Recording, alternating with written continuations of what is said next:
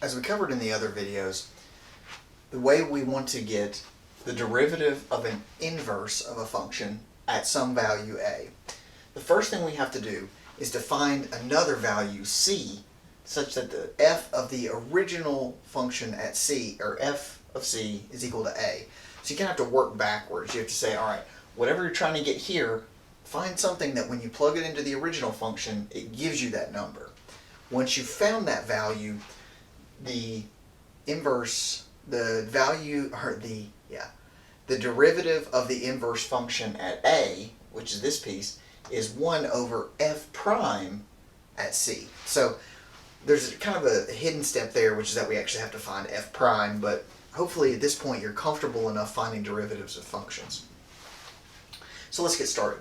The first one is x cubed minus 5, and we want to find f inverse prime at 3.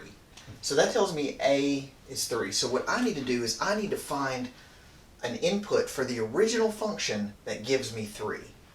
So this is going to be tough, right? Because I could say, all right, what about 0? Well, f of 0 is negative 5. Well, that's not 3, so that doesn't work. Well, f of 1 is negative 4. Well, that don't work either.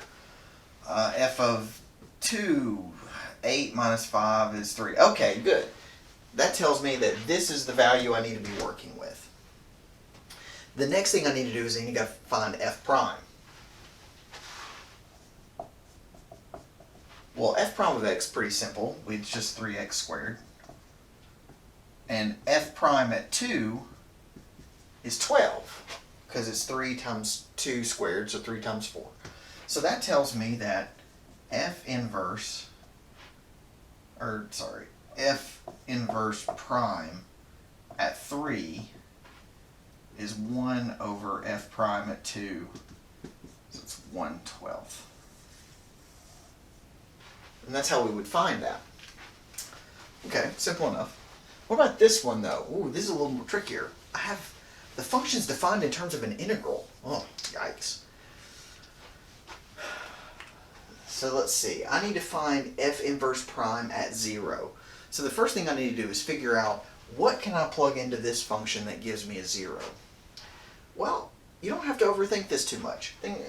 This is an integral. Well, what we know about integrals is that if assuming it's an integrable function, which in this case it is, that into any integral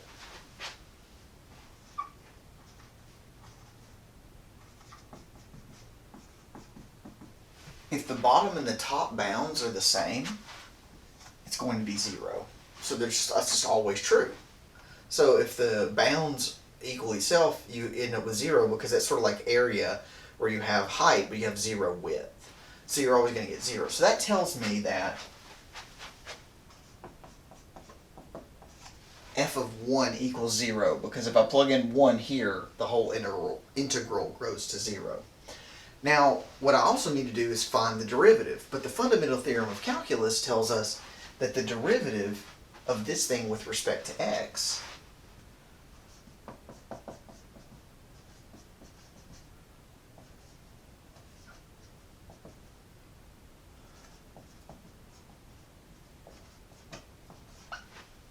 is really just, you kind of throw away everything in the integral and you replace it with an x. So the derivative is the square root of 2 plus x squared. So the value of the derivative at 1 is 2 plus 1 squared, which is the square root of 3. So now we have the value of the derivative at that point, so we can get our answer to say f inverse prime at 0 is 1 over f prime at 1, which is 1 over the square root of 3. And that's how you do that. So that one's a little trickier. This one is going to be very similar to our first one. We have to say, okay, I need to find f inverse at negative 9. Okay, well, what's the f of 0 is negative 1. F of 2, what's that? That's 8 plus 14, 22. 21. Well, I'm getting further away, so maybe I need to go in the opposite direction. Negative 1 is negative 1 minus 7 minus 1. Oh, okay. All right, well, that's not too bad then. So I found my input here. What I need to do next is take a derivative. So, okay, well, f prime of x is 3x squared plus 7. And f prime at negative 1 is 3 negative 1 squared plus 7. 3 times 1 plus 7 is 10. Okay.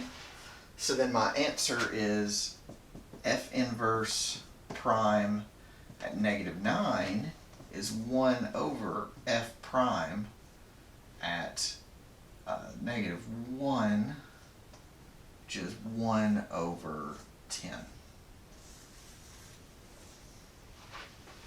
And that's really how you do it. Practice makes perfect here, but the hardest part, in my perspective, is this piece trying to find the inputs that match.